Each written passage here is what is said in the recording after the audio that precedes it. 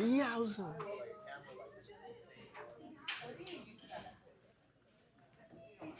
So I knew it. Like Like right now? 5:30, like nah, How about that 5:45? exactly.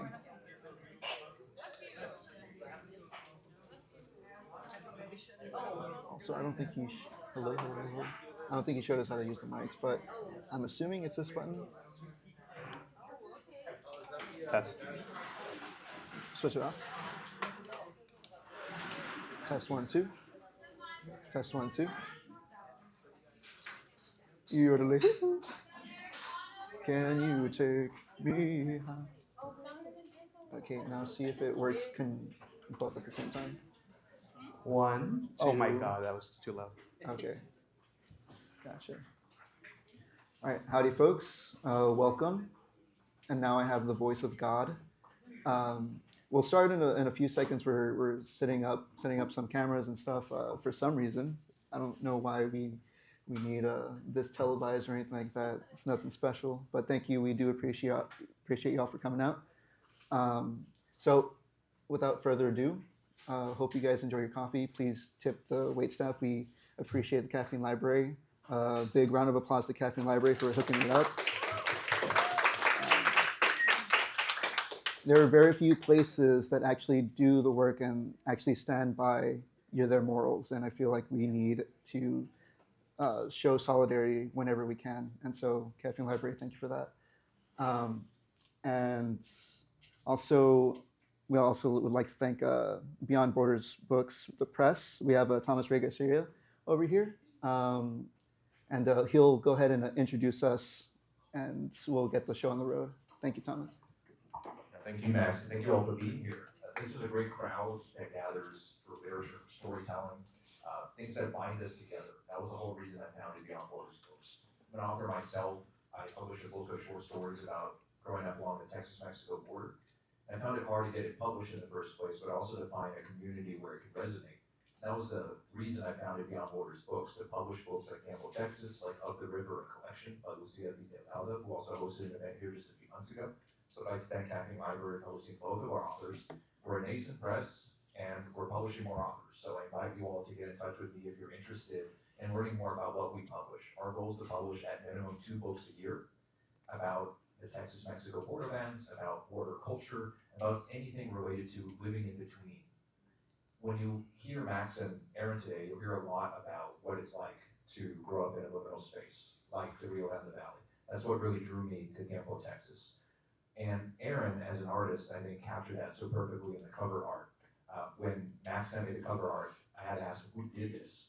I mean, we were going to go search for some commission as a press, and we were thinking, how do we do this? Or can capture this? But really, Aaron and his Arpeggio spirit captured it so perfectly.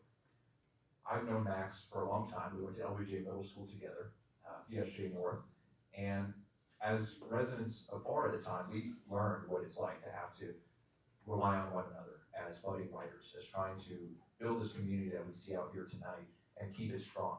So I thank you all for being here, and the conversation we're about to witness between two fine creative artists, one a writer, one an artist, is to try to bring together these different forms. And I think that's the beauty of everything we do here along the Texas-Mexico borderlands. It's not just one thing, and it must be another. And it's not just a clean binary, but it's a complicated mixture. And that mixture can create some beautiful pieces of art that endure. I thank you all for being here tonight, and we'd love to have both you all ask Aaron and Max questions individually, but also feel free during our Q&A afterward to ask general questions that could be directed toward Max, Aaron, or both of them. Max is the author of Campo, Texas, also a poet, an amazing creative artist who tries to bring people together. So to try to introduce him would do a disservice. I would be forgetting a million other things. And Aaron, I've gotten to know as a creative artist, has done tremendous work, not only with the Campo, Texas cover, but so much more. And I applaud both of you for being here, for representing our press so proudly. So thank you, and thank you all for being here. All right. Thank you, Thomas. Round of applause for Thomas. All right, so we're gonna have a conversation about art and what it means to create it, and the hurdles one must go over so this is my good friend Aaron. I've known Aaron for about a decade practically. It's been about Yeah, a just decade. about. Yeah, yeah, and we've been collaborating for almost that exact amount of time at this point, whether we liked it or not. Uh, but yeah, I'm proud to say that Aaron is one of my best friends, and I love that. I don't even think I think I pitched the idea of doing the cover art, of you having the cover art done for me. No, No, no. am I misremembering that? I had to beg this guy to give me a chance No, I'm just, because I've done visual art before, but it's not my forte. okay. And I wanted to take a crack at it. No, yeah, people mostly know him as like a screenwriter, mostly. Yeah, Um, sure. and I've poet, tried those. and I've tried those. Okay, no, you're being too humble. But yeah, like the reason I met you, you were president of the UTRGV Writing Club at the time, and you were doing a pretty good job. And I stumbled upon it. I didn't know anybody, and I was afraid to activate that space, especially on a university setting. That's kind of hard and daunting. But y'all, under your leadership, was very welcoming, and since then we've had a really pretty good relationship. Most people would say. Yeah, I'd say so. That was kind of the driving force behind that club. Was the only way to thrive on campus in any club, no matter what the topic is you got to invite the weirdos, and we had the weirdos. So thank you for playing with us. No, yeah, no, I guess for sure. No, yeah. So I'd like to start with your specific journey, with how you got into art, how you got into screenwriting, or just writing in general, and yeah, just sort of like what were your inspirations, and what does it mean for you to do storytelling? Yeah, I was actually just telling the story like a minute ago.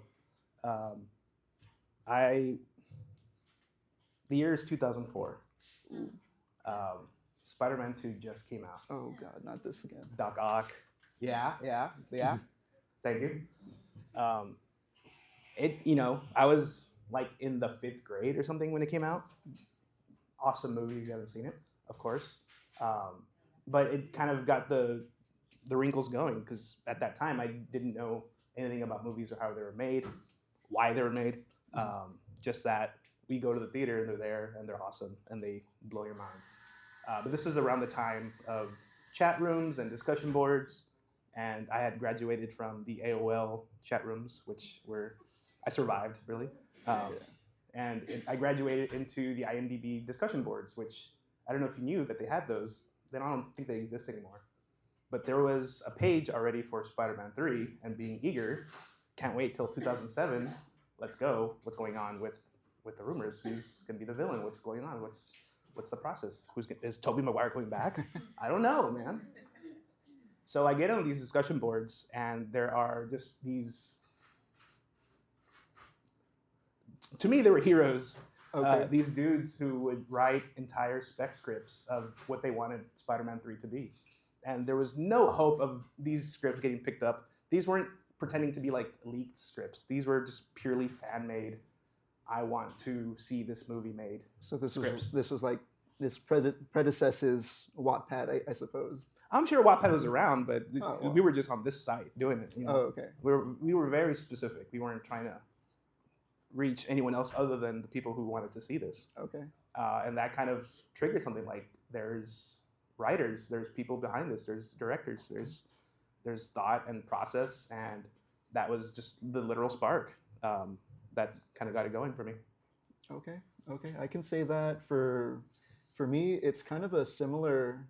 I had no idea about that, to be honest, and I've known you for darn near 10 years, but I kind of grew out of the fan fiction era where everybody was writing fan fiction about Naruto and Pokemon. That was me, and I thought I was so cool, like trading stories between myself and my niece, and we would just we would think that we were the shit just writing these stories. No, right? yeah, you were. Well, yeah, okay. And then from there, it kind of latched onto when you're in middle school and and you have all these budding emotions. How do you find an outlet for that?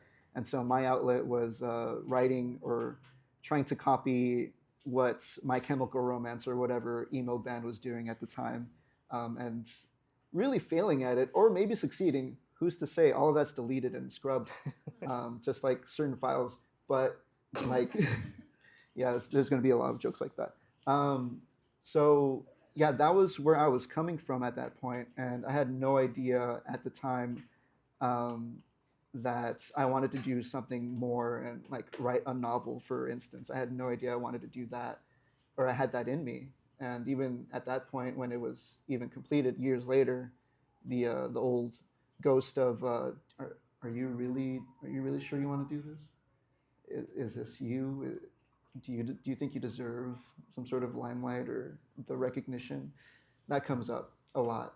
Mhm. So it's been a hell of a ride. I'm 32 at the moment, so it's been a long time coming to be here and make up some stories.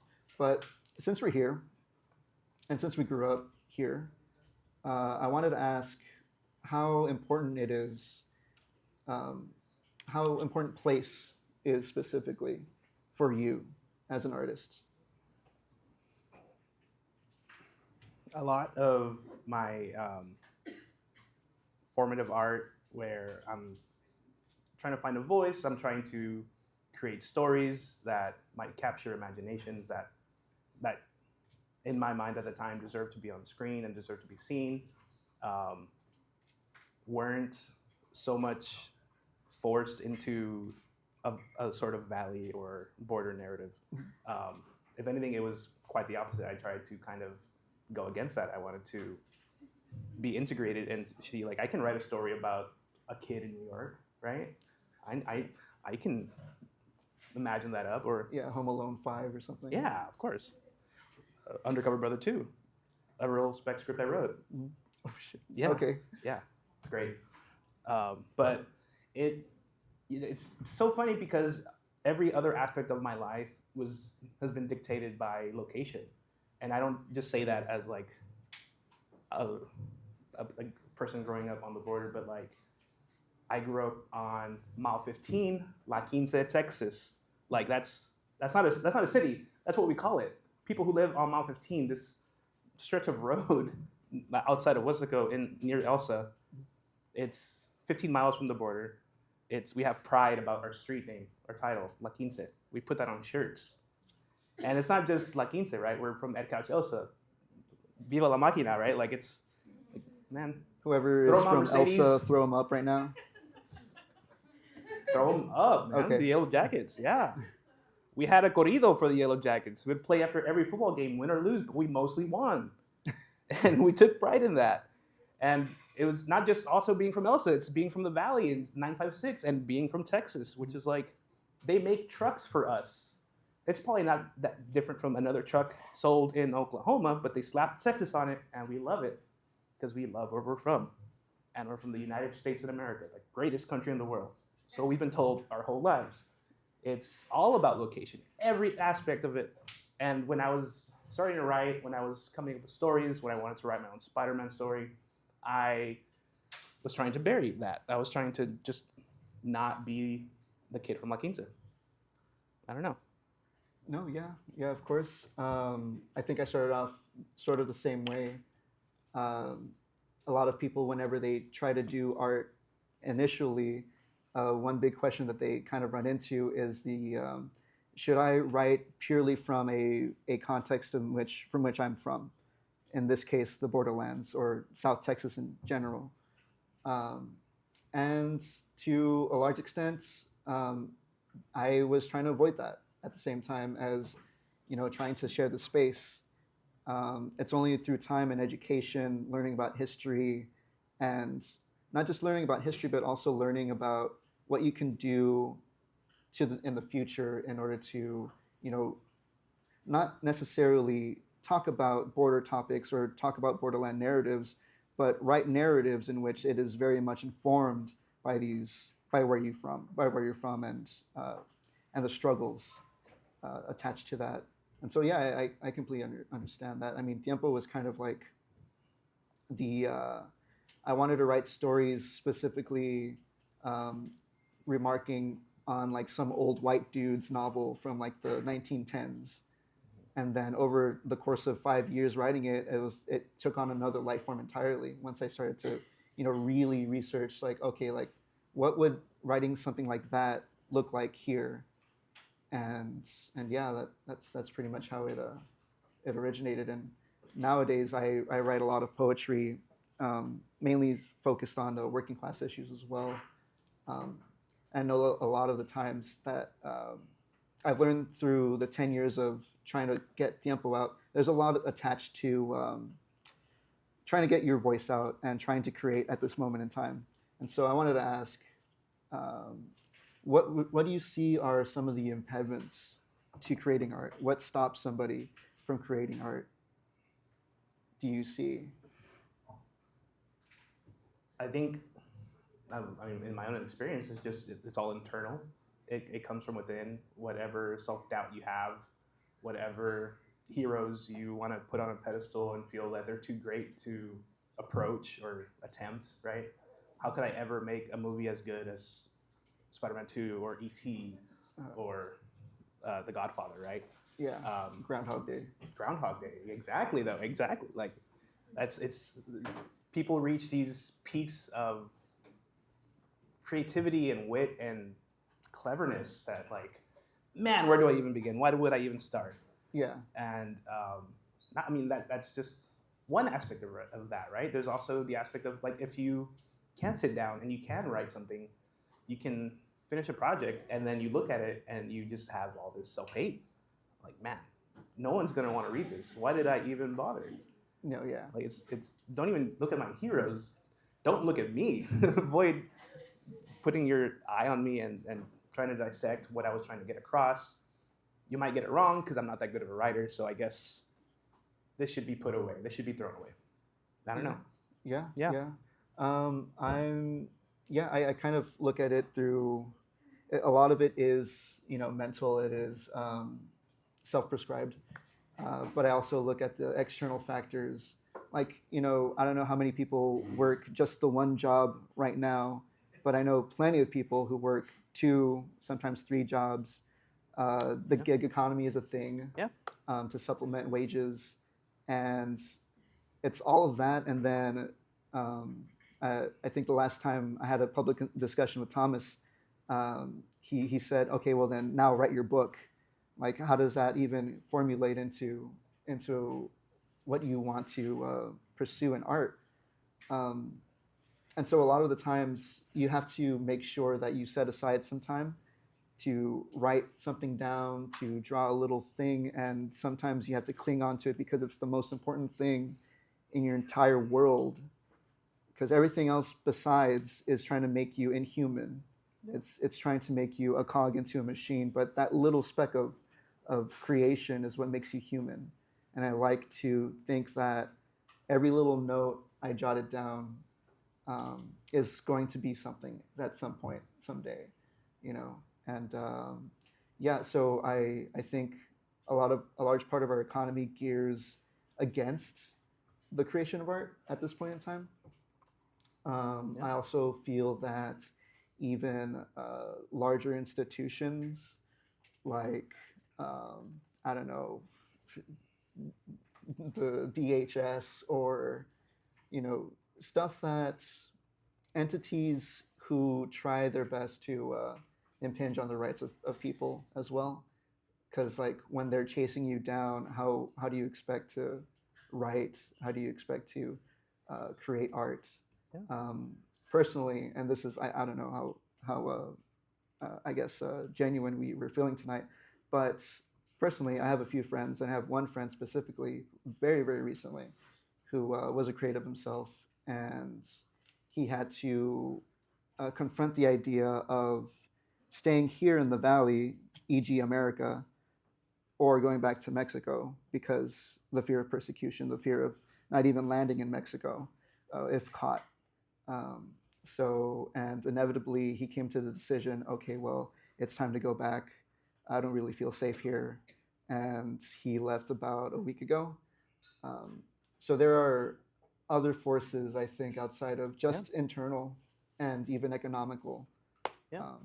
I think that kind of speaks to what we were talking about with like trying to hide ourselves, right? Is like it can be internal, and I think on some level there will always be those self doubts, but trying to assimilate, trying to fit in the narratives you write, in the stories you bring, um, is trying to hide yourself, is trying to hide from these institutions, right? Mhm. So I don't want to be labeled a Latino writer. Oh no, it's scary. I want to be a writer. I want to be an artist, and to be labeled is to be seen in a way that at those times I know I wasn't ready. I speaking for myself at least. Just and yeah, like you see stories every day, just heartbreaking stories. At, the more obvious ones of just people being sent away, no one knows where. We have an idea where. It's scary. We have people making videos on TikTok, getting visited by the FBI, getting visited by DHS, getting abused, tortured, arrested, detained because they said something in a video, Yeah. and artistic expression out the window, right? Like it's So sometimes it's even scary making art in today's world. Um, it reminds me of a lot of other moments in history, and it's kind of weird that we're seeing that I could say that we're living in a moment of history right now, um, IRL, yeah. and that kind of sucks. It really makes you second guess posting something. It really makes you second Oh guess my god. attending events and being seen. Um, and so a large part of being an artist, I would argue, is this public persona creation, and you crossing that line of trying to be seen and also be known for X, Y, and Z, and then being looked up and being like, oh hey, uh, that's not so kosher with what we're with our policies are, if there are any policies at this point. But yeah, it's kind of scary, and I'm glad that I've run into a lot of people, a lot of creatives recently, fairly recently, who are like-minded, who understand the struggle, but who are also willing to put their neck on the line for things, for other people, because that's kind of all we got at this point. And I don't know if you share that same fear, or if you I've sentiment. I've definitely stopped myself from posting things or even sharing videos. Like it's just the thought of like we're on this list. They're keeping track, and they are. Of course they are. But at the same time, like there's just part of me that wants to say, fuck that. Fuck that. That's like there's contradictions with the Super Bowl performance, by the way. I'm no longer Aaron, I'm Aaron. Ahora I es saw Aaron. that. I Yeah. saw that. Yeah, The thank you. accento on the O. You didn't respect it, but it's Aaron now. Yeah, we're here. This is the But- point where the discussion takes a turn. But there's contradictions with the performance because it was beautiful to see the celebration, and part of you wants more. Part of you wants like, okay, love is strong, but is it fighting back? I don't know. I'm already at that point where like,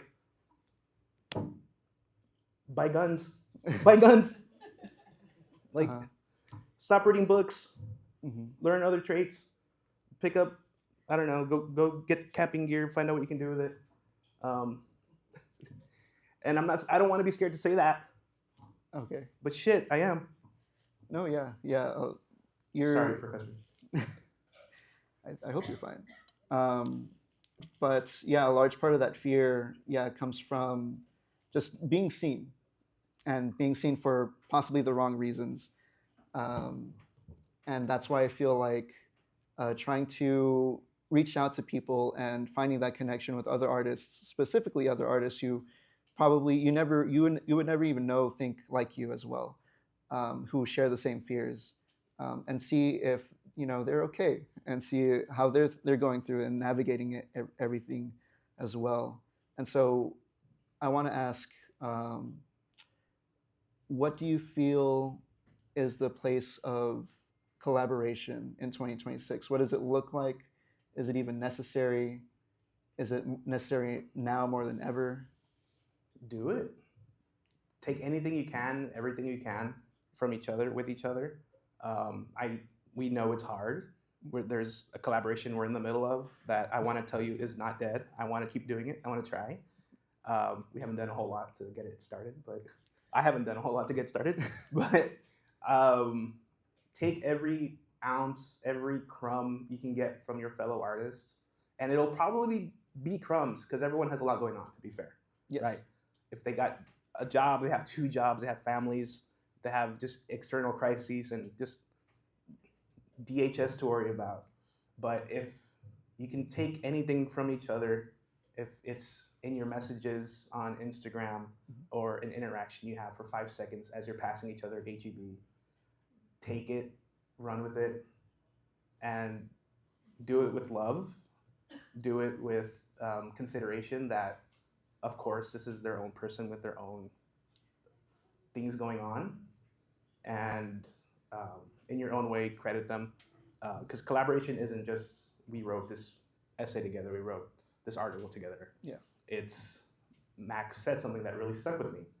It's, man, that person's necklace was really cool. I don't know. Like, it's from anywhere and everywhere.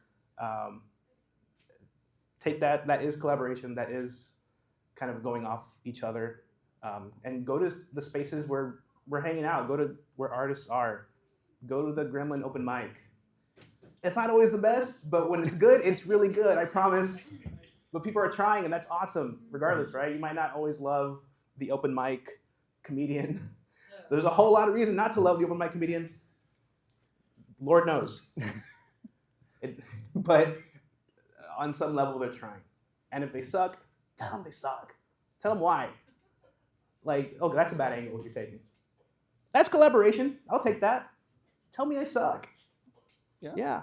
I do that regularly. You do, and I appreciate that. You're welcome. You're very welcome, friend. You don't keep me humble, but you keep me in check. Yes.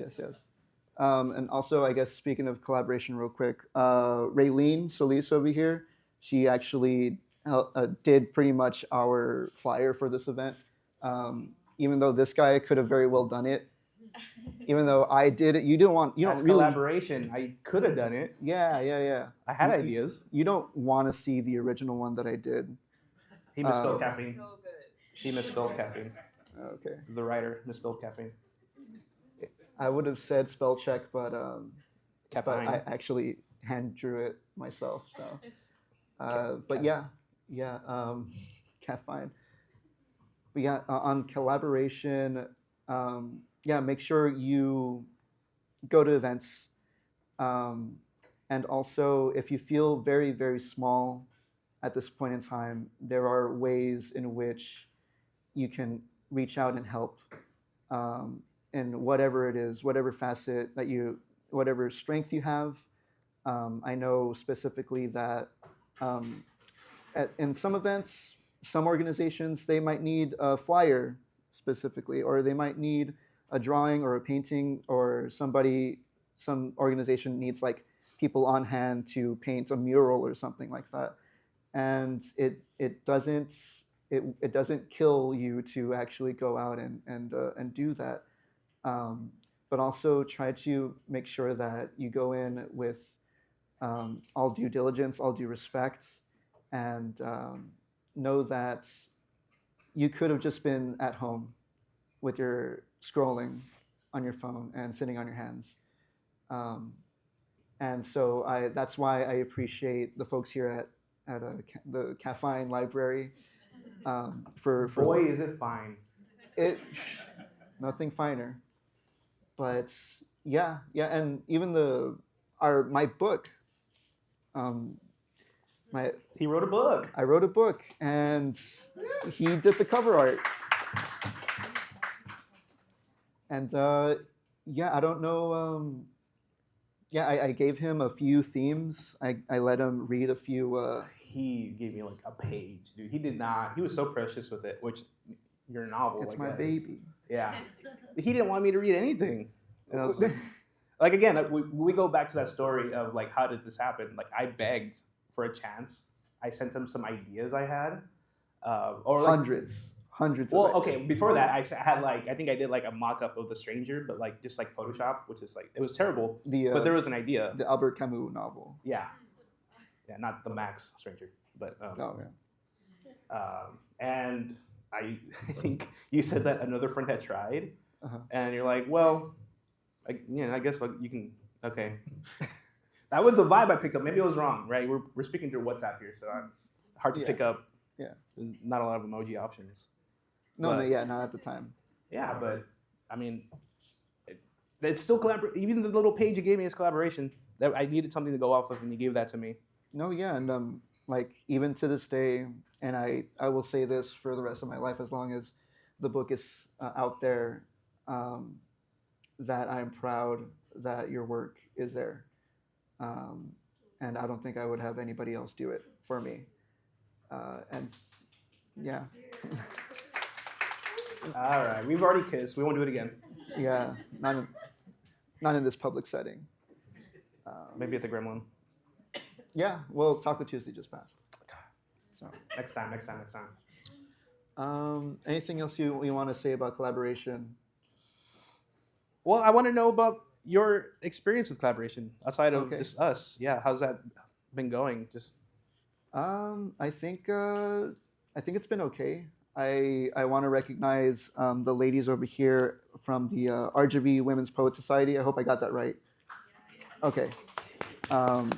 These ladies have been killing it for, I don't know, a little over a year at this point, almost about 2 years. They are an amazing set of women, and I think a lot of organizations can look at them because they are leading by example and they're trailblazing, and they are just amazing. Thank you for coming, by the way. But yeah, like I've tried to access these little pockets and see what other people are doing, and it's amazing what people can do and who are willing to do as long as you give them a chance. Yeah. Because everybody is feeling to a certain extent some sort of smallness in their world, and all they really need to do is be activated, and that's all they need to get going. And yeah, I mean, stuff like what we're doing right now, I wouldn't have done this without you, to be honest. And I felt like it was very important to have you specifically for this conversation. Yeah, I don't know how you've been faring with collaboration these days. it's mostly been you. Okay. Just yeah. Yeah, I mean, well, that's not true. I go to the grind, on the weekends, like Saturday, Sunday, and we're doing arts and crafts, and that's just the most fun. So you can take whatever, right? You can join in on the felt, or you can just take your own journal to write. Yeah, shout out. Beautiful. I don't know if it's sacrilegious to talk about another coffee shop in a coffee shop. Okay. Okay. There you go. But also coming here, there was an open mic in December that was awesome. You got to come out here. There was anytime Unfolded has an Unfolded Poetry, they have open mics of their own. It's fun to go out and see what people are doing and just talk nonsense. There was one at the Behind Grind. What was that place called? I don't know.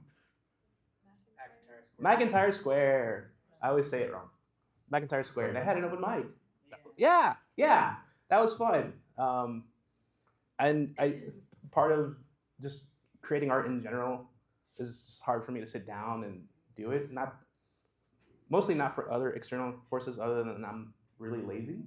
So these places allow me to go up there not having prepared anything and just speak or talk or tell them about the great movie Better Man, out now I don't want to get on that Paramount started. Plus. Yeah, please no. Let's not talk about that. Or just anywhere holding was a space horrible movie. that allows me to take a microphone and talk about a great movie. Okay. Yeah. Yeah, sure.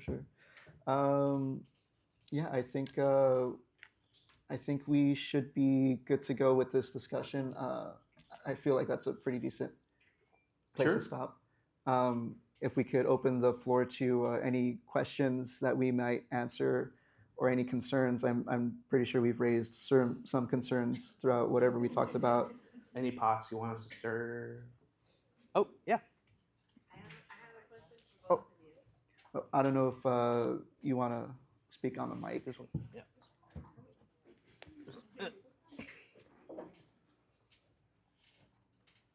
So first of all, thank you for having these great conversations. I'm reading 1984, so I really appreciate Oh, these shit. speech right now. And so relevant, that book is so relevant to today. My question for both of you is, as artists, whether you're creating something, a dialogue or a painting or a collage or a poem or a book, do you have it all traced out? Do you go about it methodically? Or is it like a guttural process and you kind of see where it leads you? Great question. Would you want to? Speaking for myself, of course, it's usually more guttural. I think of this painting I did, I don't know, like 2015, 2014. And I did it in one sitting, and that's usually when I do my best work is one sitting. I just spit this out because I was feeling some type of way. Bad younger self relationship stuff, and I was just blasting Sublime of all people on repeat, just maybe the same 3 songs. That's about as much as worth listening to Sublime, but just living in that moment and literally in that moment, right? Like I want to feel this feeling and I want to go through it and finish this, and it was one of my favorite paintings I've ever done. Looking back at it, it's not that great, but what I was able to accomplish with I didn't even use brush. I just used cotton from a stuffed animal that was torn to kind of get this really cool texture. It forced me to be creative because I didn't plan it out. I didn't go get the supply I needed. I just had what I had on hand. I had the colors that I had because why not? And I had this feeling that I wanted to ride until I just collapsed, and that's what I did. Well, you also do these 2 bits at open mics that are very off the dome too. If anybody's had the pleasure of hearing that, that's those are Hail Mary passes, I feel, and they go off so well, I think. Is what I tell you every time, but secretly I'm like, how does he do that? You know. But a lot of the times I come from a place where not the first thought is the best thought necessarily, but I'll sit in a room kind of listening to something, and that'll be a whole session on its own, and I come out with something. Other times it really depends. If you're writing something more long form, you want to have some sort of an outline going, not necessarily sometimes. At least works for me.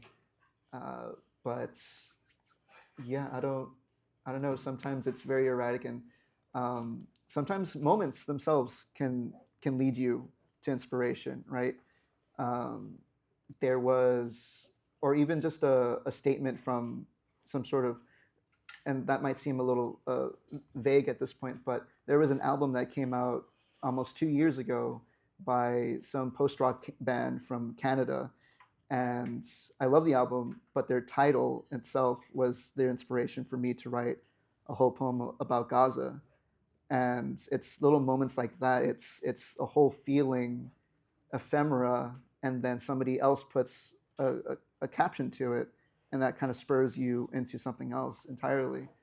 And so, yeah, the inspiration comes and goes, I think. But that was a great question. Thank you, Paola. Anybody else who has another question? We got one up here, Raylene. Hi. Yes, thank you as well. That was a great question. So this is more, it's on the same kind of idea of creation, but for people, me personally, I've gotten into writing, journaling. I did the flyer, right? So I'm a bit in marketing. I do create visuals here and there. But for me at least, I have this burgeoning every time I create something, it's like an embarrassment that always lingers. Like there's like a bit of shyness and almost shame, I guess I want to say. Like I'm just like, like I'm too scared, I guess. And so as creators of both visual and, literature based, I guess, how do you feel this embarrassment? How do you overcome it? You're well into your, creative journeys. Does it still happen? And yeah. Excellent question. I thought you were going to say well into your 30s, literally Well, that as 32. well, that as well, yeah. Um, yeah, Oh, sorry. yeah. There was a shame. I think there was an initial shame trying to get stuff out. Like I said, I might have bookmarked in while writing Tiempo the first 5 years, completing it, and then the next 5 years were just me thinking, uh, should I be actually the one telling the story? Is this good at all? There's an immense imposter syndrome that takes over all the time for me, and it was really hard navigating that. And sometimes it takes a friend. For me, it was Thomas, who was like, "Hey Max, don't you have a book collecting dust in the background?" And I'm like, "Yeah, sure." And he actually kicked my butt to actually try to send that out. And we're now Tiempo is out and it's in a physical copy, and now I'm in tears because it's out there. But there was a 5 year period of like, I don't think it's good enough. I don't think I'm good enough. And sometimes it just takes like you having the courage, because a lot of the time writing and creating art takes an amount of courage to actually do and try to say what you want to say and be clear in your statement, and completely understanding that not a lot of people, some people might not even get it to begin with. And that's just always going to be the risk. But I think overcoming that and just knowing that that is a give and take that you're going to have to navigate around, and just sending stuff out there. I've gotten a lot of rejection slips. I've gotten so many people who just scratch their head after reading my stuff and like, I don't really get it, and and then you just reform and go on from there. So my shame died in the 6th grade when I wrote these "Hello Goodbye" lyrics on a paper and gave it to my crush, and then she read it to the class. So it's been gone, dude. Okay.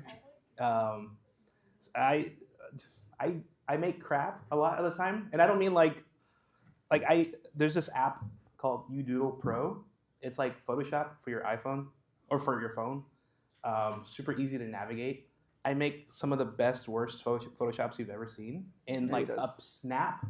It's my pride and joy. It's my fun, and it's for fun. It's for friends. It's rarely will I put. I've posted like 2 things on Reddit because I was like, it just kind of transcended myself. Like, oh, this is good.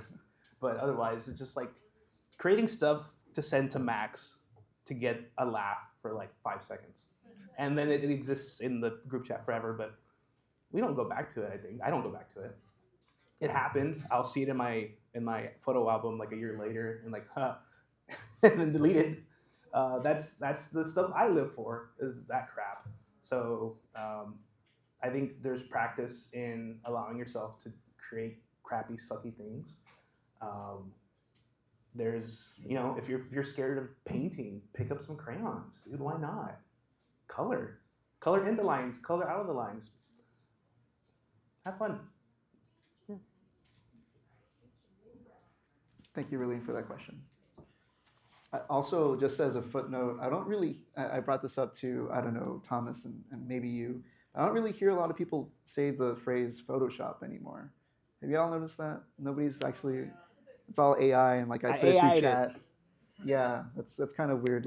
Even Photoshop, whenever you heard somebody say, "Oh, somebody Photoshopped that," it's like at least somebody did the work of actually doing the Photoshop and not just running things through a generator. Hey, Photoshop, do this for me.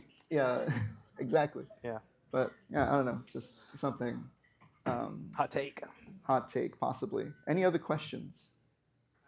Okay, we got Diego over here. Hello. So, as you both are artists, have you guys ever had like the struggle of having too many projects open at once, maybe for like a number of years? You know. That's just the existence, I think, of it. There's yeah. My question is basically, how do you decide what you want to do, and what do you decide to like put off Okay. in order to not feel like you're, suppressing something? Oh else? shit, he's standing now. Yeah, I feel like I was born for this question, really. I exist in perpetual, what the hell am I doing? Where am I going with this? Should I pay more attention to this over here? There's always a project in the works, and there's ideas I started when I was like 16. I really want to do this, and I have it, and I don't say I shelve it, but I have it somewhere, and I think about it. I don't live with it like when it's guttural. I can just take it, I capture it, right? Like, oh, I got you, you little shit, and I put it on paper. But otherwise, it's just kind of ethereal. I'm getting like spiritual with this though. Like, it's there, it's around you. It's like angels. They're looking after you. They're with you. They follow you. They're going and they're evolving with you, right? Whatever idea of a story you might have had, it can grow. You see someone, or you're inspired by your own actions, right? Like, man, I did that. Wouldn't it be cool if this character had that growth, right? Like, it all builds to that moment where you can capture it and you can put it on paper, or you can put it on canvas and you can make life of it, right? Because it's kind of in this, I don't know, like an angel in heaven with God, right? It's there waiting for you, and then boom, you're pregnant. You got a baby. Raise it. Go out into the world. That's what it is. And I think whatever you're working on, if you feel like you're not giving it enough attention, I'm an artist, Max. Come on. No, that If was you feel beautiful. like you're not giving it enough attention, circle back. we'll come back to this, right? Yeah. Usually you do, I think. You can write. How long did it take you to write Tiempo? Like 5 years. 5 years. Yeah. Was it continuous, like day in, day out? Oh hell no. Hell no. Of course not. That'd be insane. It'd be 600 pages and he'd have white hair and it would just be over for him. But it's not, because he was patient and he took his time and he did a lot of other things along the way. You know how many times I had to pick up that cover art? Poor Max, I kept him waiting way too long on that. He's like, and he was so nice. He was like, hey, so where are we at with the cover art? I'd be like, I'm getting to it, dude. Chill out. And I'd be doing anything else. But it's the process, right? It's like you live with them. You take them with you everywhere you go. When you go to sleep, you just think about them. And then you see it. You go to the movies, and there's a trailer for the new Thor movie, and you're like, fuck, that's my idea. And then you want to go back to the other ones and be like, let's really lock these down now before someone else takes them. Because that's what it is. It's someone's going to take them from you. Hope that answers something. Yeah. Okay. The sure really sold it. Yeah. Oh, great. No, yeah, I have no idea what. No, so the question was, how do you decide which project you want to go with at a certain moment in time, if you have other things? Like, if you have, let's say, 5 pending projects, Okay. right? Like you started off, you have a thesis for one. Let's say you wrote one character for one or whatever, right? Okay. But then you start, like months start passing by, you start writing another thing, but then you're like, oh, well, what if this happens in this one? And then you just have a bunch of fragments. No, yeah, that happens to me a lot, actually. Instead of just like kind of like setting up a base camp on one and committing, you're kind of just like in this endless loop of just starting new things. Yeah, I think I was surprised that Tiempo actually finished like within 5 years, and the next 5 years of trying to get it or not seeing it published, I was working on other shit. and sometimes like you'll have 5, 6, 7 projects started, and you'll have a few lines here and there for something, or you have a character for something else. Um, I think I think there's a huge importance on what you can complete with what you have at the moment in time that you're working. Um, and then sometimes there are certain projects that you have that you know for some reason in your gut that you need to learn something else before finishing it off. Um, so I'll have an example. I have a follow up novel to Tiempo that I was working on while like 4 years ago, and my boy Thomas comes up and tells me, "Hey, let's go ahead and do something with Tiempo." I'm like, "Okay, I was working on this other thing, and so I'm barely going back to that thing right now." And at the same time, I'm trying to work on a play. At the same time, I'm still trying to work on the poetry. Um, and I think that's probably the most fun I've had. Knowing that there's so much stuff to do, so many projects that you can get done, and kind of knowing that you also are the only one who can tell that story. There's a pride in that, and I take solace in it a lot of the time. But yeah, I think it's just in the moment and to your best knowledge and to your best capabilities. I think you can focus on one thing. If that answers the question, I don't know. Yeah, I appreciate it. Thanks. Yeah. Any other questions? I actually have Okay, a video. Krista in the house. Hi, friends. So, there's a great deal of honesty that goes into making good, substantial art. And it's always a really good feeling when you realize that you have been honest. When was a time that you've been genuinely surprised or like proud of your honesty in something that you created?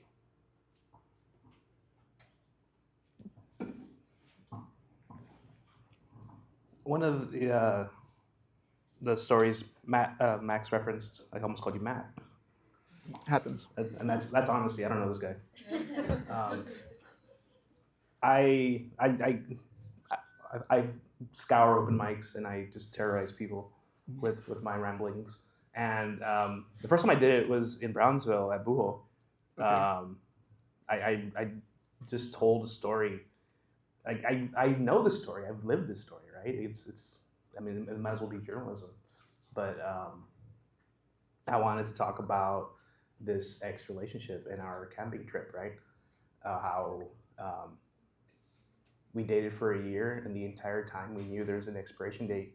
And when that date got there, we tried kicking the can a little bit further. And all right, we're not living in the same town, but we can go camping and see where that goes. And just the truth of my fears and my hesitation in that relationship the entire time is like just coming undone.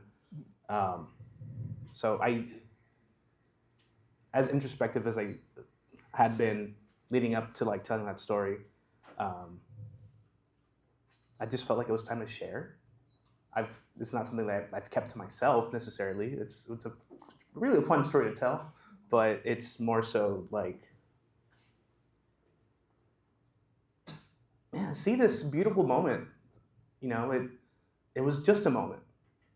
But I think that's what was just like the best part of it, was that like we didn't have to grow older and find resentment or each other's flaws cut us down. Like we got to live this fantasy, and the honest truth of it was I was scared, and finding an audience to just get to ramble at Bujo was just so yeah, I was out of my soul. And like I said, it's not like a secret. I've told this story many times. It's a fun story to tell. But I have fun. Yeah. And I mean about the relationship, I've maybe talked about that specific camping trip less. But yeah, I think, I don't know where I found the want to find the catharsis, but I knew where to find it.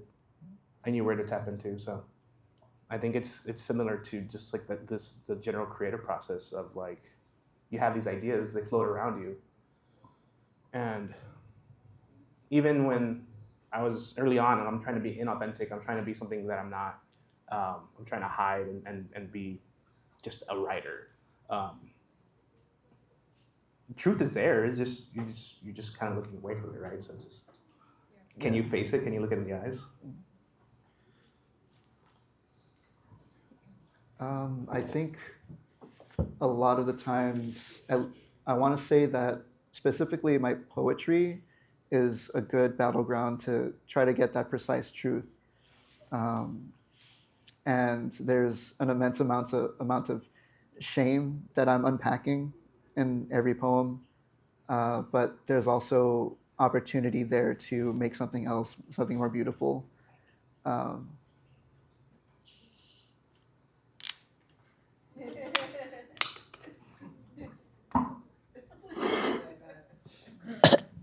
we didn't get that one, but some ASMR for you guys. We do it all, but I think maybe one story I'd like to share is the poem that I was talking about earlier. There's this poem I've written and I read it every time I go to an open mic. It's for Gaza, and I call it like my Gaza Rio Grande Vortex poem. And there has been 3 occasions in which I've been invited to the university to read some poems, and I read that one to some some intro to creative writing students. And I go there and I'm expecting they're entry level. They may or may not, care about creative writing at that point. They're just using it for a credit. And I read that poem and they're like, why hasn't anybody written this is something that I've been feeling at the same time. And there was one instance where there's a student who told me that she had a Palestinian friend who, for better or worse, shared that poem with her. And on top of that, she also shared that poem with her mother. And she told me that her mother told her to tell me, may Allah bless him. And I'm like, what? I had no idea that what I was feeling and what I wanted others to feel could have that sort of resonance that quickly. I had no idea that something like that could happen. And sometimes the truth comes when other people recognize it at the same time as you. Because that's the power of, I guess, art in general. In my case, just literature, but having other people discover a truth in what you do. And yeah, that memory will probably stick with me until I die. So thank you, Chris. I don't know if that answers anything. Yeah, that's thank you. Okay. Any other questions? Or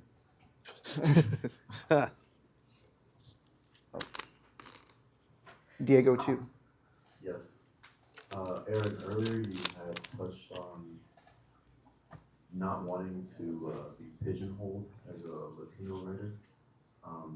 So my question is basically, how do you ride that line of telling the stories that only we can uniquely tell, being down here and fulfilling that duty almost, without being pigeonholed into a role that you don't ascribe for yourself?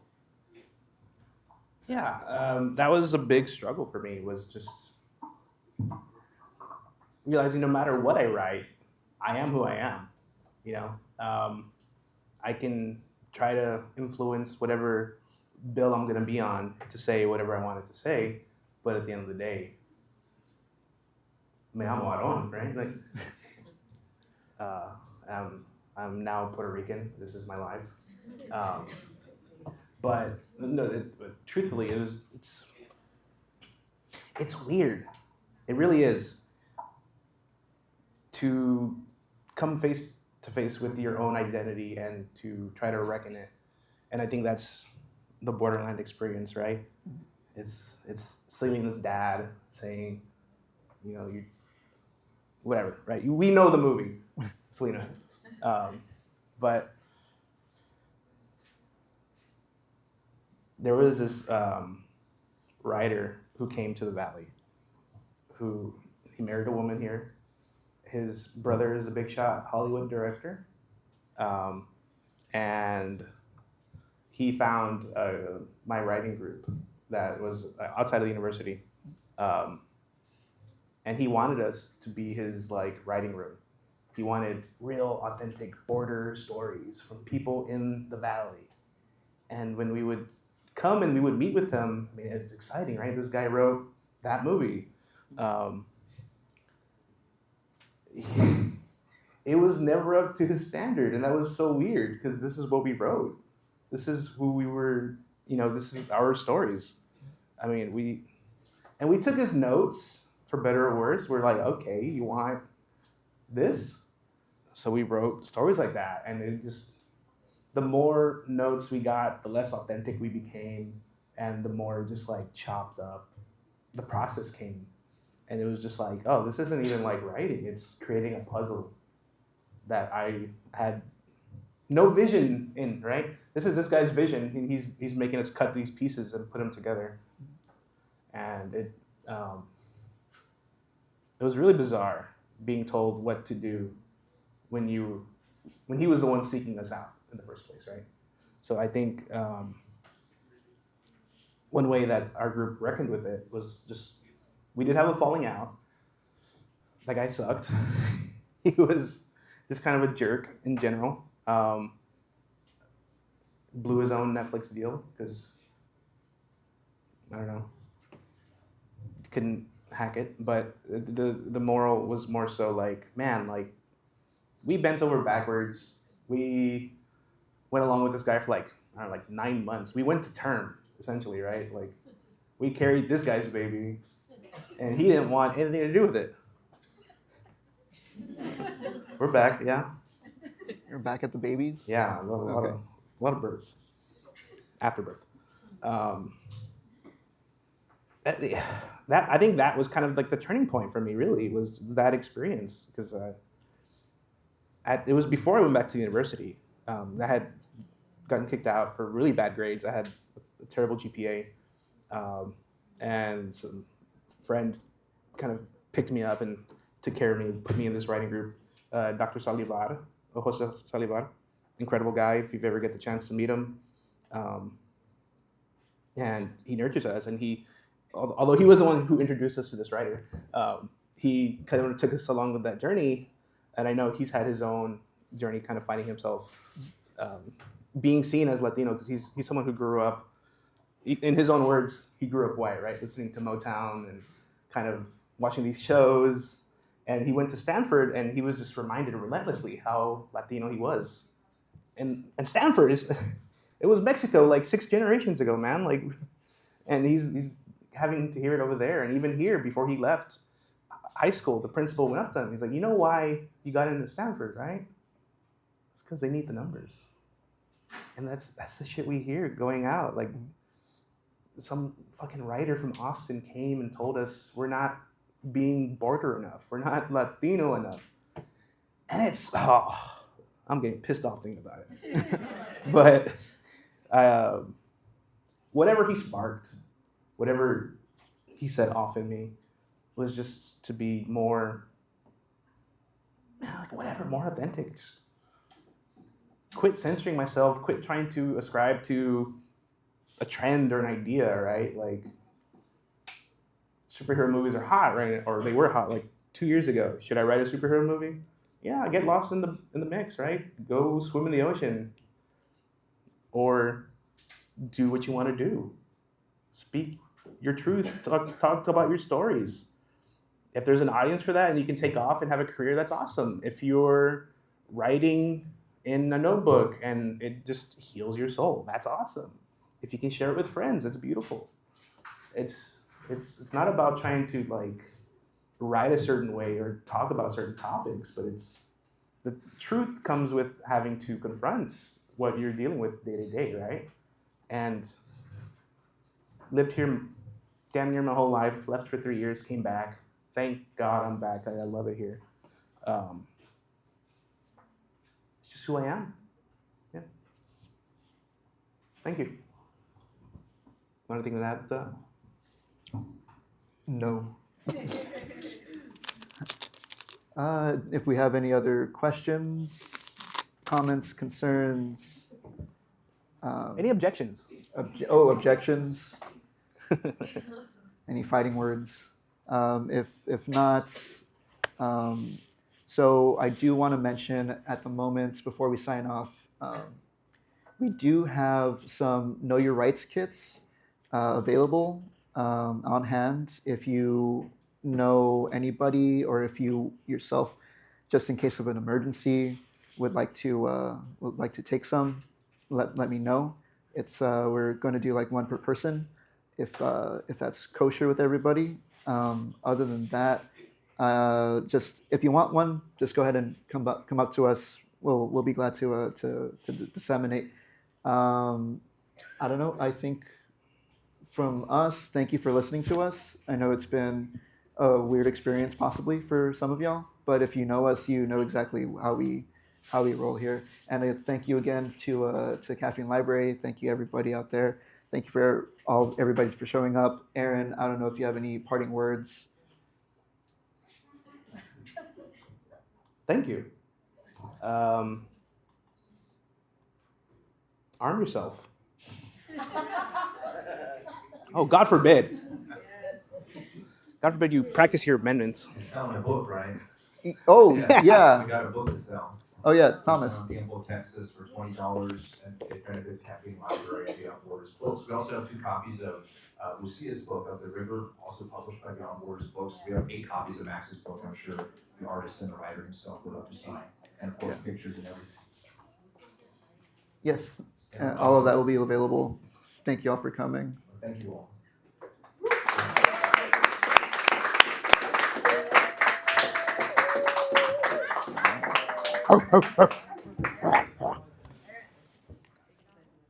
No.